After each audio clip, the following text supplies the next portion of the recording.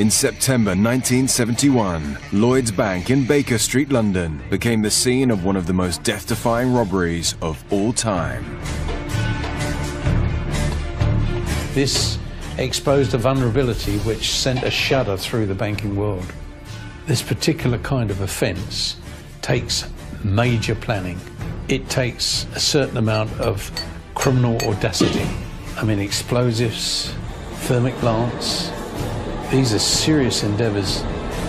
Whilst a fearless gang were going to incredible lengths to reach their loot, they didn't realise they were broadcasting the robbery. I heard somebody say, "We've got 400,000 and we'll let you know when we're coming out." It was very unusual, the police listening into the broadcasts and trying to track the robbers down.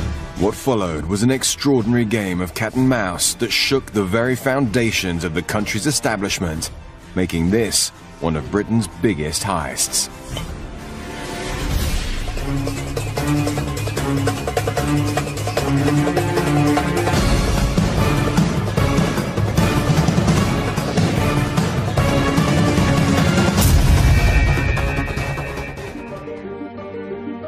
Saturday evening in the affluent area of Wimpole Street, central London. Robert Rowlands, a radio enthusiast, was retiring for the night.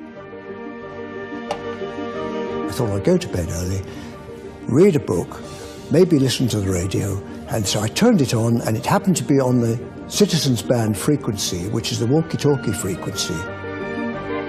The trend for CB radio, it's that Citizens Band radio where you can talk to one another, was all the radio in America, and it was coming to Great Britain, but the government still said it was illegal, and so people were doing it illegally, and I used to sometimes listen to the broadcasts on my specialised radio, and while it was warming up, I didn't change the frequency because I was going to listen to Radio Luxembourg. But Radio Luxembourg never kicked into the airwaves. Instead, Rowlands tuned into something completely unexpected. And I heard two people talking on walkie-talkies. And I thought, that's very strange. And when I heard them say they'd got about 400,000 and they'd let them know when they were coming out, I knew that it was quite serious. In the dead of night, Robert Rowlands feared he may have stumbled upon a robbery in progress. There were two voices. One was inside the premises, and the other voice, it sounded as though it was outside because it was a much clearer signal. So I assumed there was a lookout. I thought it might be the tobacconist shop just round the corner. These two were talking together and discussing what they were going to do, and when they said they got 400,000, I naturally assumed it was cigarettes. Concerned that he had somehow managed to tune into a frequency being used by thieves, Rowlands knew he had to inform the authorities. It was quite an exciting moment because one doesn't hear that sort of thing every day. I realised it was a serious situation, and I felt, as I knew the person that worked in the tobacconist just round the corner, I thought at least it was my duty perhaps to prevent the thing going any further. So I decided to ring the local police station. And the duty officer answered the phone, and I said to him, "I'm listening to the radio, and I think there's a robbery going on." He said, "Oh, that's very good, sir. If you hear any more funny broadcasts, why don't you record them?" Okay. As it was a Saturday night and just after 11 o'clock, he presumed that perhaps I was a hoaxer. I was not surprised because I expected him to not believe what I was saying to him because it was so unusual. In fact, I was rather grateful to him because his suggestion was a good one. So we ended the conversation, and I got my little cassette recorder out, and I recorded the conversations for the next 2 hours. Although the officer hadn't taken him seriously, on his advice, Rowlands rushed to gather any potential evidence. I got my little cassette recorder, and I held it by the radio, got back into bed, and every time they spoke, I pressed the record button.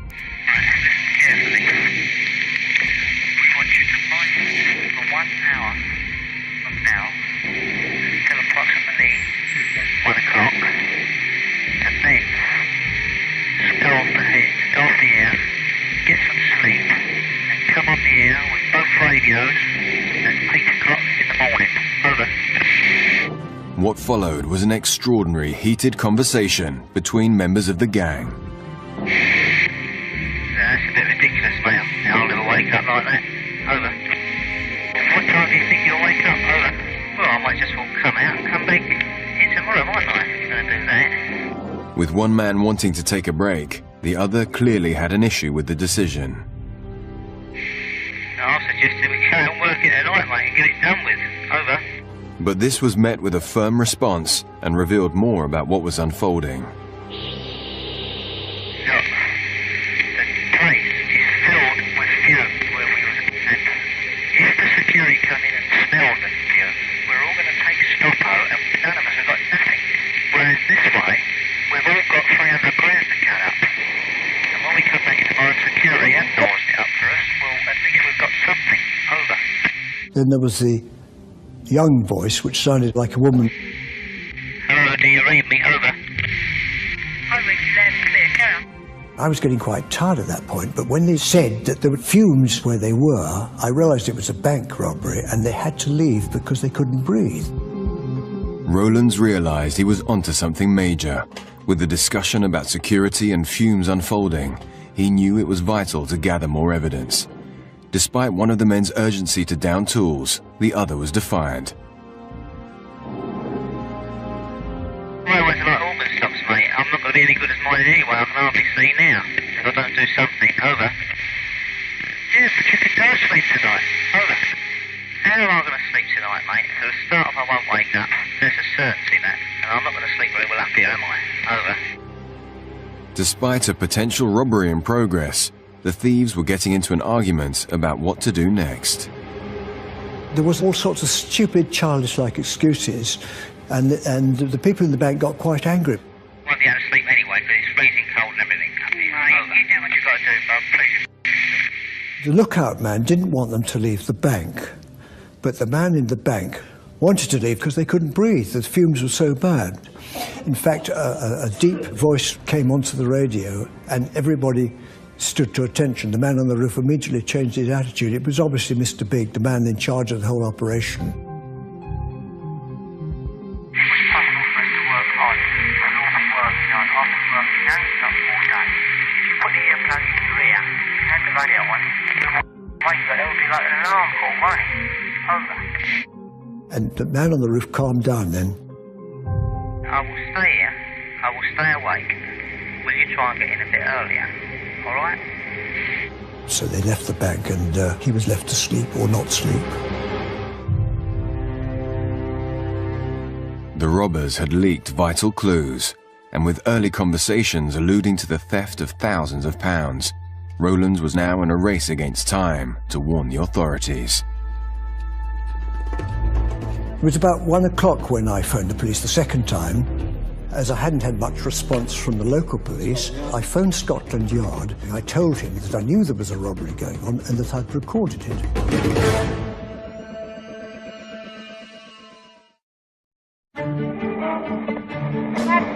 Hello, do you read me? Over. An amateur radio enthusiast has tuned into a frequency being used by a gang of thieves. After hearing shocking conversations suggesting they have stolen thousands of pounds, he alerts the police for a second time in the hope of catching the criminals red-handed. Mr. Rowlands was able to hold the signal with the equipment he had and listen to the various bursts of conversation which drew his attention to the fact that this could be not a joke or not somebody skylarking about, but actually a real crime being committed. That was the initial source of what swung into a massive operation. The Metropolitan Police immediately dispatched officers to Wimpole Street. I played some of the cassette, and he was quite convinced then that this was a genuine situation. We've all got 300 grand to cut up. And when we come back in tomorrow, security have nosed it up for us. Well, at least we've got something. Over. Officers listened intently to Rowlands' recordings, but nothing else was coming through the radio. They sat there all night until the morning, At 8 o'clock, we listened to the radio. It was still on, and we were getting quite tired by that time. And at 8:30, it suddenly crackled into life. How's everything? Okay. And the lookout was thrilled because he'd been a bit agitated the night before, having to stay up on the roof overlooking the bank. Everything's fine. No intruders whatsoever. Over. And so the robbery then continued. Well, these policemen were absolutely fascinated. After 7 hours' silence, the police had a unique dilemma ahead. A major robbery was taking place right before them, but they didn't know where it was. How do you catch a ruthless gang in action when your only clues are voices on a radio? As senior officers quickly scrambled to Rowlands, the gang continued, unbeknownst to them that Scotland Yard were listening in. By the way, they're treading the road outside somewhere. Over. Okay. But straight after this dialogue came a clue that the officers didn't want to hear. They're in there now. Over. So pay absolute attention to that front door. Over. By now, Rowlands had already heard them talk about thousands of pounds. As the daring gang gained entry once more, officers needed to find the location, and fast. Initially, the police took action to try to identify where they could contact radio detection gear to carry out a sweep of the area. Of course, radio transmissions in those days were very difficult to locate. Buildings would absorb a signal, the signal itself could be distorted, and so there's no certainty as to which direction the signal was coming from.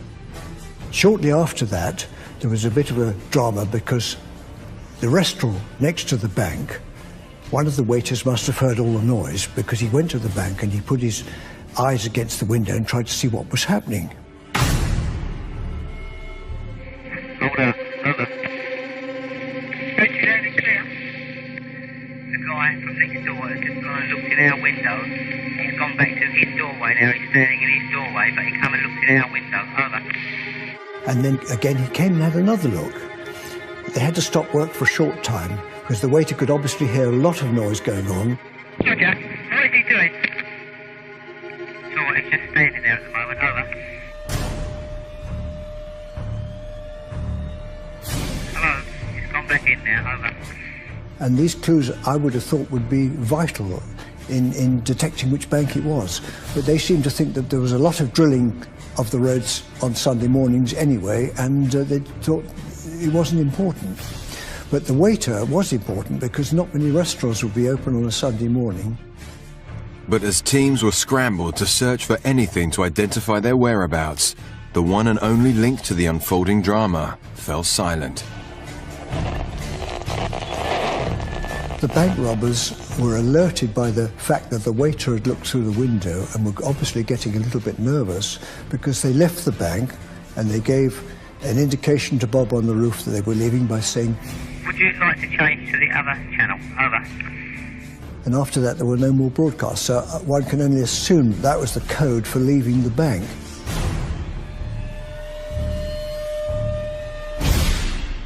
With nothing else to go on, Scotland Yard were on the back foot. Teams of officers were sent to scour the streets.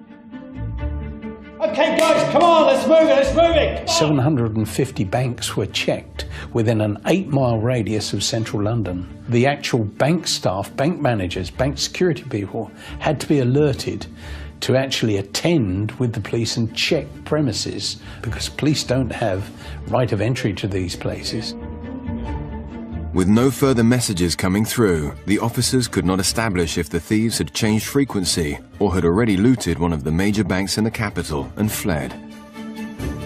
They sent squad cars to all the banks, which was complete madness, and I told them about 3 or 4 times, this robbery is not in Greater London, it's local, it's within 1 to 2 miles at the very, very most. The task now facing Scotland Yard was colossal. An 8-mile radius of Wimpole Street covers 22 boroughs in the capital. With limited resources, Sunday trading hours and hundreds of premises to check, every officer went to work to desperately try and find the targeted bank.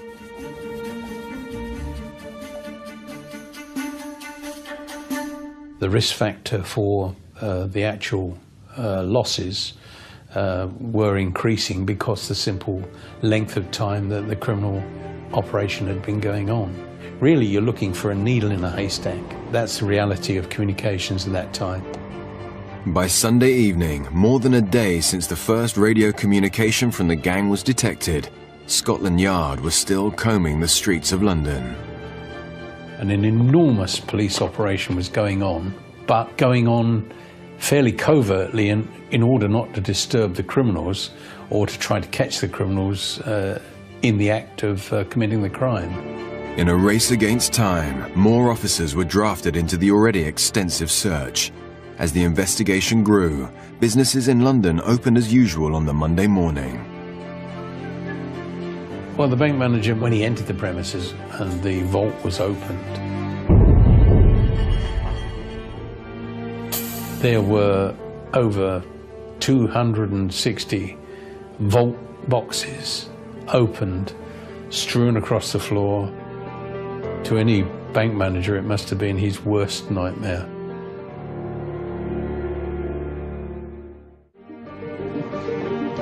Despite the extensive trawl, Scotland Yard had their worst fear finally confirmed.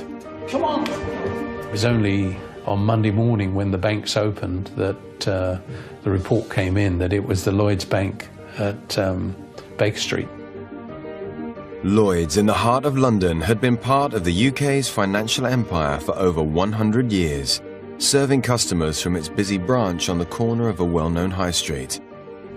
Their vault housed hundreds of safety deposit boxes containing immeasurable wealth, many of which had been ransacked. The bank manager must have been very, very shocked indeed. He must have really been biting his lip when he reported to his seniors at Lloyds Bank what had happened. Imagine the effect on the shares market. Imagine the effect on the city that a major bank had been attacked in this manner. On the Monday morning, we waited with anticipation to see which bank had been robbed, because it was obviously going to be a feature of the news broadcasts. And sure enough, it was. On Radio 4, it was the leading story. The headlines this morning: a radio ham in London who picked up a conversation between two men using walkie-talkie sets started a hunt for bank robbers. The police were having to defend themselves because they were being accused of inefficiency and they should have caught the robbers. But they were saying that they'd called in the post office, who were in charge of radio at that stage. Now, the post office said, well, we don't have experts on 24 hours a day, and we called people in specially, but by then it was too late. So you had the police, to an extent, blaming the post office, and the post office blaming the police. The simple reason was the minor delays were caused by the difficulties in homing in on a signal on a given frequency, which can be wholly inaccurate. It was quite shocking to think that here in the heart of London, this serious crime had been planned and executed with quite an amount of cool criminal endeavour. And at the same time, policing was going on around it. And of course, the reality was that the bank involved was just a couple of 100 yards from the radio ham's home, where he'd been picking up the broadcasts. Despite the mass search, the thieves had been carrying out their attack less than 1 mile from where Rowlands and the police had been listening in. I knew I was right, but the police weren't prepared to accept that I was right. It was a pity they wasted so much time and effort searching 750 banks in the Greater London area.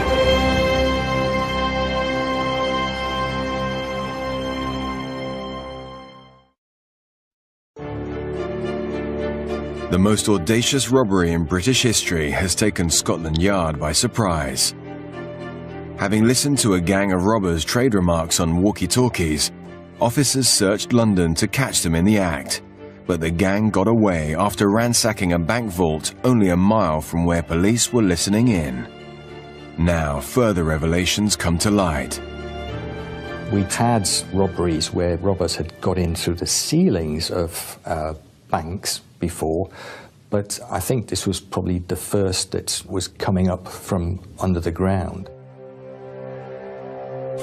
The hole in the floor was fairly small. I was quite surprised how small it was. It was about 14 inches by 10 inches, something like that, through thick concrete with a little tunnel coming in. The devastation around would have been considerable. The debris everywhere would be quite shocking. The bank staff had started clearing up the mess, and they put up some trestle tables, and on each trestle table they'd identified various items that were lying about in the vault, which the robbers had left behind, thinking they were of no value. And on one table there was a pile of watches and jewellery, another table piled of share certificates and paperwork that had just been thrown on the floor. People who have that kind of security box don't necessarily volunteer to come forward to be interviewed. And as such, the police would have been seeking the assistance of the bank to identify who the people were who actually owned the boxes. This crime was one of a kind. The daring gang had somehow managed to dig their way through mounds of earth and rubble to the floor of the vault. The initial inquiry, of course, which direction was the tunnel going in? Police would not have entered the tunnel immediately. They'd have put their heads down to see which direction it was going in. It would have been rather like treating a scene of an accident involving toxic materials on a motorway. You've got to know what you're dealing with. With a degree of difficulty, officers eventually traced the tunnel underneath the bank and premises next door to a shop 25 meters away. Police got into the premises, found brickwork, rubble, earth, sand, all the materials from underneath buildings, and then ascertained just how much equipment was there which had to be protected and forensically examined. A huge job, huge. Hello Control, this is Alpha 1 Charlie. We need forensics as soon as possible. Over. This shop, of course, was the operations room from which the individuals, armed with explosives and everything else, have used as their getaway point, as their arrival point, as their store, as their operations room. They had to drill down through the basement floor in that shop.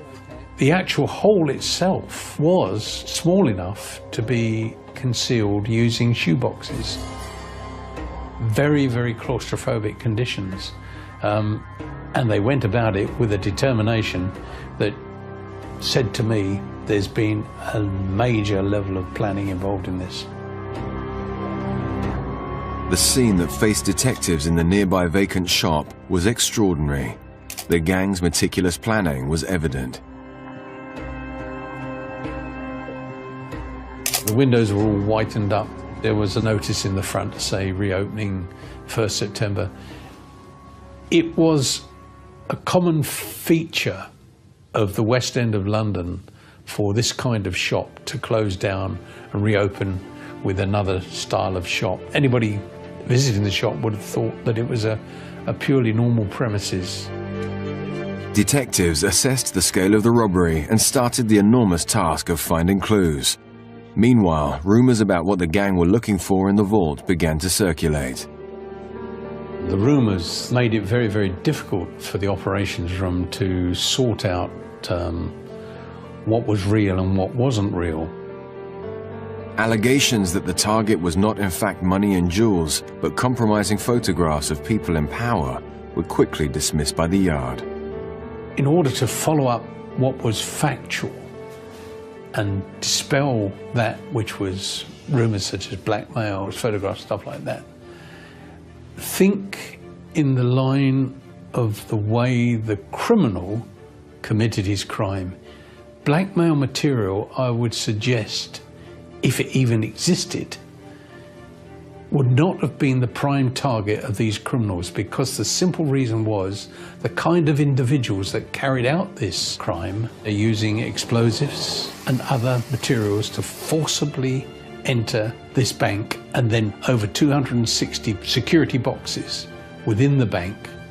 Their intention would have been to gather as much of value to them as they could. Secondary stuff like material that you could use for blackmail and stuff like that, if it existed, would have been the furthest thing from their minds, I'm sure. The police were quick to quash the rumours, only for another twist to appear.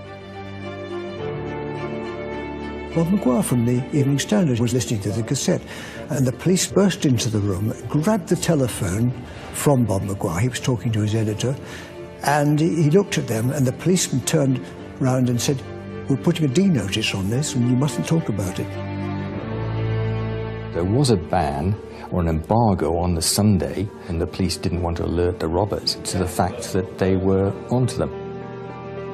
D-notices were requests, and there were always requests to editors not to use certain material which was seen as involving national security. Not something like this. There couldn't have been a D-notice because it was fairly widely reported over the following few days. Despite speculation, the press were keen to focus on other aspects of the case. You get ordinary people listening in and then tipping off the media to what the police were up to. You also had robbers who'd get equipment in their cars and they would listen into police broadcasts. But this was the other way round. This was the police listening in through the radio ham to what the robbers were up to. Okay, forensics. I want each and every fibre. This rare opportunity may have provided a window into the gang's raid, but detectives were starting from scratch at the crime scene. There was 40 feet of tunnel, ladders, oxyacetylene equipment, explosives, heavy jacking material, a massive amount of material, 800 separate items. Police officers attending there would have taken every step to ensure that that scene was maintained as a crime scene, and whatever was in the tunnel, if there was anything, the ladders, the debris from the offence, the blown concrete, everything to indicate what type of explosives were involved, what kind of fuse was involved to set the explosives off, what kind of thermic lance material. If they'd wanted to keep their identity secret, they'd have had to keep their gloves on all the time. But of course, it's not only the individual criminal involved, it's who handled the equipment before that. So the task facing the police was one of identification. Forensic examination of the vault, tunnel and shop began in earnest, but it was a different lead that caught their eye. We quickly ascertained that the shop was the operations centre, and it was ascertained that the shop had been leased. So from then on, the inquiries based upon the lease of that shop. We had a breakthrough. Yeah? What you got? I've got it. What? The lease.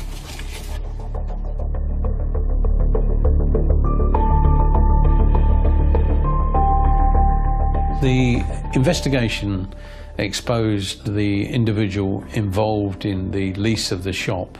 Suspicion was thrown on him immediately. That was a bonus for the investigation. No doubt, had the criminals had time, I think probably that other techniques would have been used to cover the actual leasing of the shop.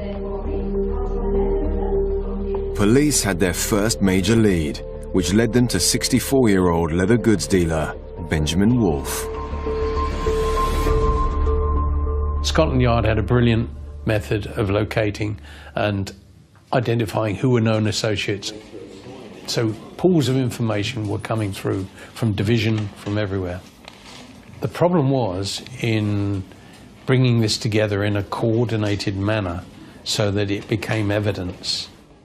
Surveillance on him and on co-associates was carried out by other colleagues of mine. Within 4 days, we successfully identified individuals who became the main suspects for the crime. We linked them together from inquiries, from investigations, from photographic material in a way that proved that they knew each other. Weeks of painstaking detective work linked Benjamin Wolfe to a number of associates the Yard was very keen to speak to.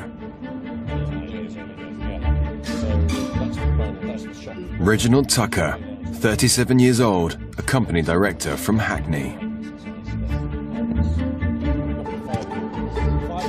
Thomas Stevens, 33, a car dealer from Islington. And Anthony Gavin, 38, a photographer from Dalston. I think they were an amateur gang that decided on a particular event, and probably something triggered it. The man that dug the tunnel, I think, was probably the trigger. Those deposit boxes in Lloyd's Bank were subject to extremely wealthy people putting their things in those boxes. We eventually were ordered to execute the arrest of the individuals involved. It took us a little bit of time because the individuals involved were very sensitive to surveillance. They were nervous and jumpy. Ronald Ratcliffe and his team eventually arrested the 4 key suspects. They were a little bit angry, as you can probably imagine. In terms of violence, no, they didn't offer any violence or anything like that. They came quietly, as the saying is. With the main targets in custody, Scotland Yard needed answers. Despite analysis of 800 items from the crime scene, no forensic clues were left. Clearly, when you think of the size of this crime, we were deeply concerned about others, but you need considerable resources, time and evidence to commit to an investigation, and in the end it may have proved fruitless. The actual interviewing of the individuals involved was carried out by the operations team, who had all of the factors at their fingertips, which they could employ in questioning and answering. What bloody walkie-talkie? It's not me on. It was thought that Tony Gavin was the key factor in tunnelling, was the expert, was able to achieve a very, very difficult task in tunnelling from the shop 40 feet through 8 tons of material. So I don't think he was alone in that endeavour, but nevertheless I think he was a key factor. Let's make some money. Thomas Stevens was supposed to have provided tools and tooling, but when you think about it and you put together the kind of planning for the operation, I don't think he was alone in that. I think probably when you look at the fact that they would have needed an explosive expert, they would have needed a man who was confident in using thermic lancing. The thermic lancing isn't something you can just take on and do at the drop of a hat. It requires previous experience. It's believed that Reginald Tucker, using a pseudonym, had previously entered the Lloyd's Bank at Baker Street and taken out the box using false details, and allegedly had carried out the initial measuring of the vault by using his umbrella. My own personal feeling is that due to the accuracy of where the tunnel emerged in the vault, this is a risk that the kind of team planning this operation would not have left to an umbrella. I think that other covert measures of measuring were undertaken, and I think the banking hall was visited probably at least 4 or 5 occasions by individuals who were covert to the operation. But the gang stonewalled officers. Despite this, Ratcliffe had his own theories on their involvement. Well, we'll be right there. Cheers, thanks. The bank itself was wired up with alarms on the windows, the doors, the walls, and the ceilings as well, because there had been robberies through people renting premises above and then dropping down into them. But it seems as though no one had thought about the tunnelling. So what had actually happened on the Sunday afternoon was that the police had visited the bank with the bank security people. They'd gone inside, checked things, found the alarms were all intact. Hold it, stop! And in fact, the robbery was still apparently taking place.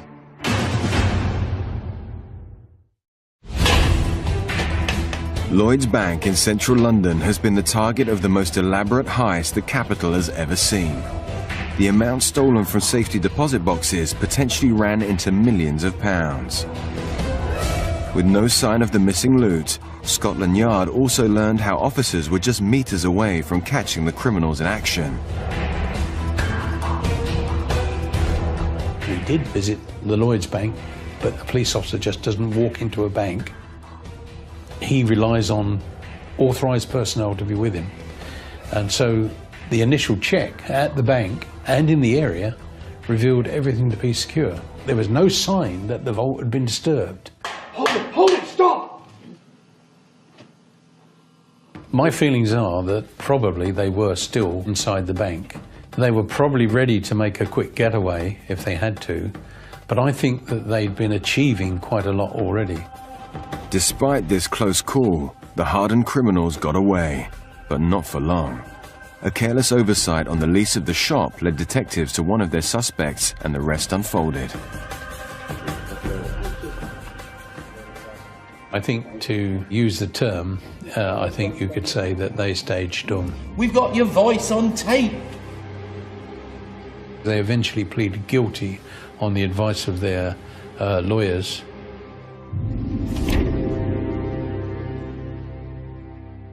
The jury have reached their verdict. Anthony Gavin, Thomas Stevens, Reginald Tucker. 2 years on from the Baker Street heist, a jury found all 4 men guilty of their part in the crime. Anthony Gavin, Reginald Tucker, and Thomas Stevens each received a 12-year jail term. The judge passed down an 8-year sentence to Benjamin Wolfe, taking his age into consideration. The gang gave little away about the robbery, but thanks to their walkie-talkies and what was left at the scene, we can piece together how they pulled off such a heist. I think there were two separate gang areas, and as such, they were disciplined enough to actually interchange because of fatigue. The digging of this tunnel itself must have been exhausting. The actual claustrophobia of going down through the floor of this shop must have been a big strain on the criminals involved. I know you're tired, we're all tired. It was possible for us to work hard, and all the work done. I've been working hands up all day. And shifted 8 tons of material from under the shop, under the premises next door, under the bank, and as such, in doing so, they exposed a well which was underneath. They then used extendable scaffolding type ladders, which I think were used like tram lines to shift the heavy equipment along. But at one stage, of course, they actually tried with, I believe, with a 100-ton jack to press out the floor. But in doing so, it began to press through, push the whatever they were resting the 100-ton jack on through the ground itself, rather than achieve the upward thrust. We made it. They knew precisely where they wanted to penetrate the bank. Using thermic lances in enclosed places is extremely dangerous, and they still carried on. They did not give in. They had to resort to explosives to completely make sure that they got into the bank, but in a controlled manner. They used explosives and succeeded in getting in through the flooring without disturbing the doors of the bank. The gang were relentless, cutting through 2 feet of reinforced concrete from their confined man-made tunnel below. It was chaotic, but the criminals knew what they were doing. Their main target was to remove valuables. Once inside the stronghold, they wasted no time smashing open some of the 268 boxes that lay before them. But using heavy-duty industrial equipment eventually proved problematic. How long do you think you're going to be in there? There's too much smoke from this burning plant. I'm making my way back. Mr. Rowlands heard a conversation about somebody being tired and overcome by fumes, and that this individual needed refreshment in the way of tea and sandwiches. What followed was a bizarre war of words between those trying to reach the vault and the man tasked with making sure the coast was clear. The weak link was one of their lookout persons. Clearly, he didn't have the discipline that they wanted. He was getting bored, probably cold, probably a little bit frightened, and as such was overusing the radio system. I personally think there was more than one lookout, and probably there was a different frequency being used as well, which Mr. Rowlands was not picking up. When one looks at the amount of equipment that was accrued to carry out this job, they took other means and methods of communication besides the one they were doing. Despite their differences, it appears the gang decided to have a break partway through the robbery and resumed only to be almost caught when the police called in with the bank manager. They did not panic, and they knew that they'd got a window of time. Once the bank had been visited, they knew that unless they were visited again, then they had a reasonable amount of time to exit from the premises with the stolen cash, jewellery, and then they managed to get out of the bank by going back through the tunnel, which was an endeavour on its own. When officers turned on their heels at the vault door, the gang made their getaway. When they vacated the property, they exited through a rear window in order to leave the property locked and secured, so that even if it drew attention, access was not going to be gained immediately.